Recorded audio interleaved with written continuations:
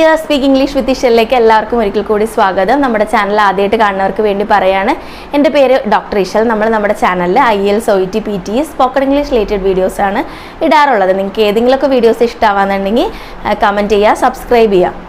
അപ്പം ആദ്യം തന്നെ പറഞ്ഞോളട്ടെ, നിങ്ങൾക്ക് ആർക്കെങ്കിലും IELTS, OET, PT, spoken English related classes വേണം എന്നുണ്ടെങ്കിൽ കാണുന്ന നമ്പറിൽ കോൺടാക്ട് ചെയ്യാം. ഇൻഡിവിജ്വൽ അറ്റൻഷനോടുകൂടി പേഴ്സണൽ ആയിട്ടുള്ള ക്ലാസ്സസ് അവൈലബിൾ ആയിരിക്കും. നിങ്ങളുടെ കംഫർട്ടബിൾ ടൈമിൽ നിങ്ങൾക്ക് റിക്വയർഡ് ആയിട്ടുള്ള ദിവസങ്ങളിൽ ക്ലാസ്സസ് അവൈലബിൾ ആയിരിക്കും. എല്ലാവരും മടിച്ച് നിൽക്കാണ്ട് പെട്ടെന്ന് തന്നെ കോൺടാക്ട് ചെയ്യുക. നിങ്ങളുടെ ലെവൽ അനുസരിച്ച് നിങ്ങൾക്ക് കസ്റ്റമൈസ് ചെയ്തിട്ടുള്ള ക്ലാസ്സസും അവൈലബിൾ ആയിരിക്കും. അപ്പോൾ എല്ലാവരും പെട്ടെന്ന് തന്നെ കോൺടാക്ട് ചെയ്യാം. അപ്പോൾ നമ്മൾ ഇന്ന് ഡിസ്കസ് ചെയ്യാൻ പോകുന്നത് best IELTS writing and speaking connectors. Okay, എപ്പോഴും നമ്മൾ കണക്റ്റേഴ്സ് യൂസ് ചെയ്യണം എന്ന് പറയും അല്ലേ. IELTS റൈറ്റിങ്ങിനാണെങ്കിലും സ്പീക്കിങ്ങിനാണെങ്കിലും നമ്മൾ പറയും കണക്റ്റേഴ്സ് യൂസ് ചെയ്ത് റൈറ്റിങ്ങും സ്പീക്കിങ്ങും ഒക്കെ എഴുതൂ, എന്നാലേ സ്കോർ നന്നായിട്ട് കിട്ടത്തുള്ളൂ എന്നൊക്കെ നമ്മൾ പറയാറുണ്ട്. അപ്പം നമുക്ക് എന്താണ്, കോമ്പൗണ്ട് കണക്റ്റേഴ്സും ഉണ്ട്, കോംപ്ലക്സ് കണക്റ്റേഴ്സും ഉണ്ട്. അത് ഞാൻ ഒരു വീഡിയോയിൽ പറഞ്ഞിട്ടുണ്ടെന്ന് തോന്നുന്നു. അപ്പോൾ ഈ കോമ്പൗണ്ട് കണക്റ്റേഴ്സ് എന്ന് പറയുമ്പോഴത്തേക്കും എന്താ, നമ്മൾ യൂഷ്വലി കണക്ട് ചെയ്യുന്നത് and, but, which, what, that, ദേ അങ്ങനത്തെയൊക്കെ. അത് നമ്മൾ നാച്ചുറലി കോമൺ ആയിട്ട് തന്നെ കൂടുതൽ പേരും കണക്ട് ചെയ്യുന്നതാണ്.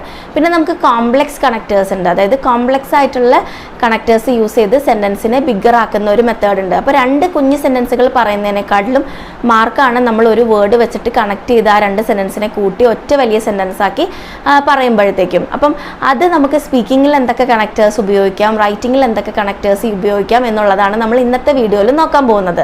ഓരോ സിറ്റുവേഷൻസിലും പെർഫെക്റ്റ് ആയിട്ടുള്ള ലിങ്കിങ് വേർഡ്സ് ഉണ്ട്. അത് ഉപയോഗിച്ച് നമ്മൾ കണക്ട് ചെയ്ത് കഴിഞ്ഞാൽ നമ്മളുടെ ബാൻഡ് ഹൈ ലെവലാകും.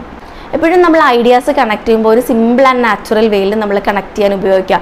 ഓക്കെ, ഒരു ഏച്ചുകെട്ടിൽ നമുക്ക് ഫീൽ ചെയ്യരുത്. അപ്പോൾ അതിന് പെർഫെക്റ്റ് ആയിട്ടുള്ള ലിങ്കിങ് വേർഡ്സ് തന്നെ നമ്മൾ സെലക്ട് ചെയ്ത് കണക്ട് ചെയ്യുക എന്നുള്ളത് ഇമ്പോർട്ടൻ്റ് ആണ്. ഒരു എക്സാമ്പിൾ നമ്മൾ പറയുകയാണെങ്കിൽ ഇപ്പം IELTS സ്പീക്കിങ്ങിൽ നമുക്ക് ഉപയോഗിക്കാവുന്ന കണക്റ്റേഴ്സാണ് at the moment, right now, ഇപ്പോഴെന്നുള്ള അർത്ഥത്തിൽ. ഓക്കെ, റൈറ്റ് നൗ ഇപ്പോൾ, അറ്റ് ദ മൊമെൻറ്റ് ഇപ്പോൾ എന്നുള്ള അർത്ഥത്തിൽ നമുക്ക് ഉപയോഗിക്കാം. പക്ഷേ റൈറ്റിങ്ങിലേക്ക് വരുമ്പോഴത്തേക്കും ഈ വേർഡ് ഉപയോഗിക്കാമോ? പാടില്ല. അത് കുറച്ചും കൂടെ ഇൻഫോർമൽ ആയി പോകും. അതായത് സ്പീക്കിങ്ങിൽ നമുക്ക് IELTS സ്പീക്കിങ്ങിൽ നമുക്ക് കുറച്ചും കൂടെ ഇൻഫോർമൽ ആയിട്ട് സംസാരിക്കാം. പക്ഷേ റൈറ്റിങ്ങിൽ എപ്പോഴും ഫോർമൽ വേർഡ്സ് തന്നെ യൂസ് ചെയ്യണം. At the moment, right now എന്നൊക്കെ ഉള്ളത് കുറച്ചും കൂടെ ഇൻഫോർമൽ സൈഡ് ഓഫ് വേർഡ്സ് ആണ്. അപ്പോൾ നമ്മൾ അതിന് പകരമായിട്ട് റൈറ്റിങ്ങിൽ എന്തുപയോഗിക്കും? At present. അറ്റ് പ്രസൻറ്റ് നല്ല ആപ്റ്റ് വേർഡാണ് റൈറ്റിങ്ങിൽ. ഈ അറ്റ് പ്രസൻറ്റ് നമുക്ക് സ്പീക്കിങ്ങിന് ഉപയോഗിക്കാം. ഓക്കെ, റൈറ്റിങ്ങിന് ഉപയോഗിക്കുന്ന വേർഡ്സ് സ്പീക്കിങ്ങിനും കൂടെ ഉപയോഗിച്ചു എന്ന് ഓർത്ത് കുഴപ്പമില്ല. പക്ഷേ ഇൻഫോർമൽ ആയിട്ടുള്ള വേർഡ്സ് ഒരിക്കലും നമ്മൾ റൈറ്റിങ്ങിൽ ഉപയോഗിക്കരുത്. അത് നമ്മൾ എപ്പോഴും അവെയർ ആയിരിക്കണം. പിന്നെ നമുക്ക് സ്പീക്കിങ്ങിൽ നമ്മൾ പറയും after that, then they when to, അങ്ങനെയൊക്കെ പറയും. ആഫ്റ്റർ ദാറ്റ്, ദെൻ ഇതെല്ലാം നമ്മൾ കണക്ട് ചെയ്യാൻ ഉപയോഗിക്കും. പക്ഷേ റൈറ്റിങ്ങിൽ അത് ഉപയോഗിക്കാമോ? അതിന് പകരമായിട്ട് നമ്മൾ കുറച്ചും കൂടെ ബെറ്റർ ആയിട്ടുള്ളൊരു വേർഡ് ഉപയോഗിക്കുക. Once I complete, once completed എന്നൊക്കെ നമുക്ക് ഉപയോഗിക്കാം. വൺസ് കംപ്ലീറ്റഡ്, ആഫ്റ്റർ ഫിനിഷിങ് എന്നൊക്കെ നമുക്ക് ഉപയോഗിക്കാം. പിന്നെ നമുക്ക് സ്പീക്കിങ്ങിന് ഉപയോഗിക്കാവുന്ന ബിഫോർ ദാറ്റ്, അതിന് മുൻപ് എന്ന് ഉപയോഗിക്കാനായിട്ട് നമ്മൾ ബിഫോർ ദാറ്റ് എന്ന് ഉപയോഗിക്കും. പക്ഷേ റൈറ്റിങ്ങിൽ നമ്മൾ ബിഫോർ ദാറ്റ് എന്ന് ഉപയോഗിക്കാമോ? പാടില്ല. അതിന് ആപ്റ്റ് ആയിട്ടുള്ള ഒരു വേർഡ് എന്ന് പറയുന്നത് പ്രീവിയസ്ലി. പ്രീവിയസ്ലി യൂസ് ചെയ്യാൻ നോക്കുക. സ്പീക്കിങ്ങിൽ നമ്മൾ ആൻഡ് എന്ന് ഉപയോഗിക്കുന്നതിന് പകരമായിട്ട് നമുക്ക് റൈറ്റിങ്ങിൽ കൂടുതലായിട്ട് യൂസ് ചെയ്യാം. Moreover, in addition to that, apart from that, besides that, furthermore, ഇതൊക്കെ നമുക്ക് യൂസ് ചെയ്യാം. പിന്നെ സ്പീക്കിങ്ങിന് നമ്മൾ ബട്ട് ഉപയോഗിക്കുന്നിടത്ത് നമുക്ക് ഉപയോഗിക്കാം however, on the other hand, on the contrary, on the other side, even though, although, ഇതൊക്കെ നമുക്ക് യൂസ് ചെയ്യാവുന്നതാണ്. ഈ റൈറ്റിങ്ങിൽ ഉപയോഗിക്കാം എന്ന് പറയുന്ന എല്ലാ വൊക്കാബ്സും എല്ലാ കണക്റ്റേഴ്സും നമുക്ക് സ്പീക്കിങ്ങിന് ഉപയോഗിക്കാം. പക്ഷേ സ്പീക്കിങ്ങിന് ഞാനിപ്പോൾ പറഞ്ഞ കാര്യങ്ങളൊന്നും തന്നെ റൈറ്റിങ്ങിൽ ഉപയോഗിക്കാതിരിക്കാൻ ശ്രദ്ധിക്കുക. ഇപ്പോൾ സ്പീക്കിങ്ങിൽ നമ്മൾ ദോ എന്ന് മാത്രം ഉപയോഗിച്ച് നമുക്ക് പറയാം. പക്ഷേ റൈറ്റിങ്ങിലാവുമ്പോഴത്തേക്കും ദോ എന്ന് മാത്രമായിട്ട് എഴുതരുത്. ഓൾത്തോ എന്നിരുന്നാലും എന്നുള്ളതിന് ഓൾത്തോ തന്നെ ഉപയോഗിക്കാം. സ്പീക്കിങ്ങിന് ദോ അല്ലെങ്കിൽ ഓൾത്തോ ആണെങ്കിലും കുഴപ്പമില്ല. ഈവൻ തോ എന്ന് യൂസ് ചെയ്യുന്നതിന് പകരം നമുക്ക് ഹൗവർ എന്ന് ഉപയോഗിക്കുന്നതായിരിക്കും കുറച്ചുകൂടെ ബെറ്റർ.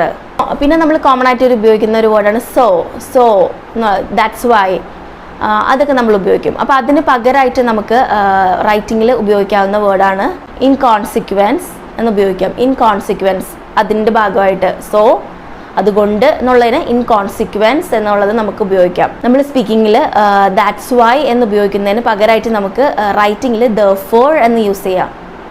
പിന്നെ ഇമ്പോർട്ടൻ്റ് ആയിട്ടുള്ളൊരു കാര്യമാണ്, റൈറ്റിങ്ങിൽ ഒരു കാരണവശാലും നമുക്ക് ഷോർട്ട് ഫോംസ് ഉപയോഗിക്കാൻ പാടില്ല. ഇപ്പം ഡോണ്ട്, വോണ്ട്, കാൺട്ട് എന്നൊന്നും ഉപയോഗിക്കരുത്. Do not, cannot, does not, will not അങ്ങനെയൊക്കെ ഉപയോഗിക്കാം. പക്ഷെ നമുക്ക് സ്പീക്കിങ്ങിൽ ഡോണ്ട്, വോണ്ട്, കാൺട്ട് അതെല്ലാം നമുക്ക് ഉപയോഗിക്കാം. പിന്നെ എല്ലാത്തിൻ്റെയും ഷോർട്ട് ഫോംസ് ഇപ്പോൾ BP എന്ന് നമുക്ക് ഉപയോഗിക്കാം സ്പീക്കിങ്ങിൽ. പക്ഷെ റൈറ്റിങ്ങിലാകുമ്പോഴേക്കും നമ്മൾ ബ്ലഡ് പ്രഷർ എന്ന് തന്നെ എഴുതുക, BP എന്ന് എഴുതരുത്. മനസ്സിലായോ? എല്ലാത്തിൻ്റെയും ഷോർട്ടായിട്ട് നമുക്ക് സ്പീക്കിങ്ങിൽ പറയാം. പിന്നെ കുറച്ചും കൂടി ഇൻഫോർമലായിട്ട് നമുക്ക് പറയാം സ്പീക്കിങ്ങിന്. റൈറ്റിങ്ങിന് അത്രയ്ക്ക് ഇൻഫോർമൽ ആകരുത്.